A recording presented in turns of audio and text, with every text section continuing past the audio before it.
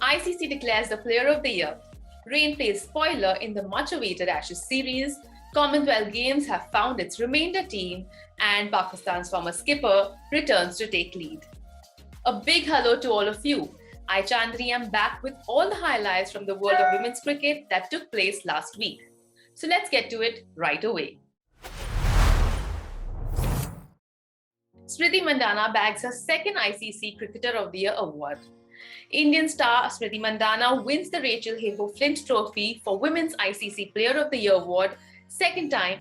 Mandhana has scored over 800 runs at an average of close to 40 in 22 international games. This includes a century in India's maiden pink ball test in Australia and 5 more 50-plus scores across formats. She won this award for the first time in 2018 and now is the only second player after Elise Perry to win this accolade twice. The winners of the other segments are Lizelle Lee, ODI Cricketer of the Year.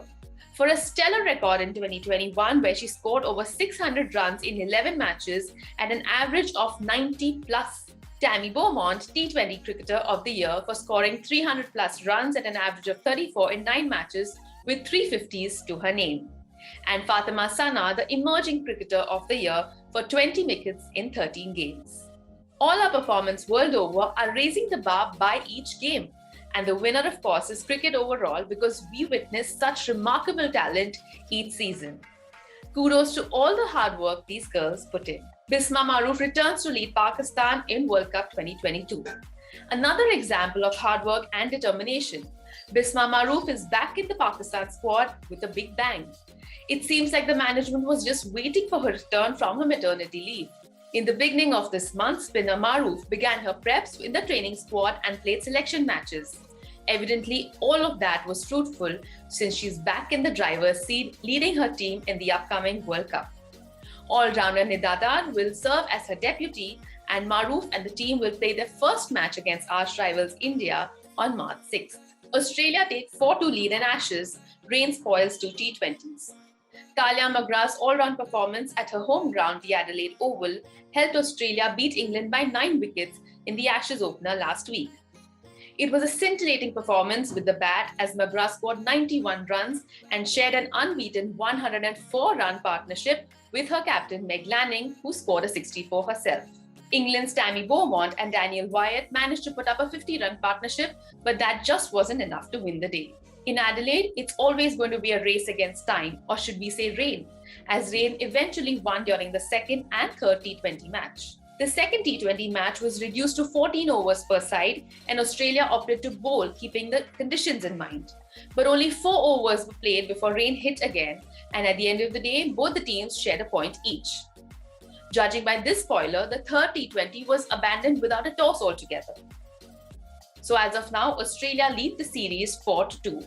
Taylor Vlaming ruled out of the Ashes and the World Cup due to a stress fracture. Unfortunate news for Australia as fast bowler Taylor has been ruled out of the remaining Ashes and the upcoming Cricket World Cup due to a stress fracture. Team doctor Philippa Inge said that Taylor has sustained an acute navicular stress fracture in her right foot, just like the one in 2020, which had forced her to miss the entire of the T20 World Cup at home. In her absence, Australia has called in right-arm pacer Stella Campbell, who will join the squad ahead of the one-off test match starting January 27th. Sri Lanka qualified for the Commonwealth Games 2022 that's scheduled to be held in Birmingham on July 29th. Skipper Chamari Atapattu put on an all-round show and continued the team's unbeaten run, winning against Bangladesh by 22 runs. Atapattu scored a brilliant 48 and bagged 3 wickets for 17 in 4 overs.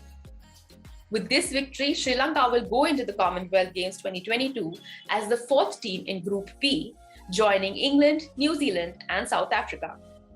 Cricket Ireland have announced a 20-member performance squad, keeping the ICC ODI Championship in mind. Ireland and Sri Lanka were confirmed qualification for this next cycle, although they failed to make it to the World Cup this year. This means that Ireland will get to play at least 27 ODIs in the 4-year cycle after the global event in New Zealand.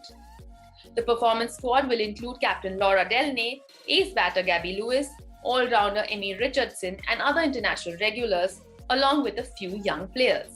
That is all I have for you from this week. I'll be waiting to hear your thoughts and comments, so do write into us. Until next week, mask up, think positive, and remember to be happy.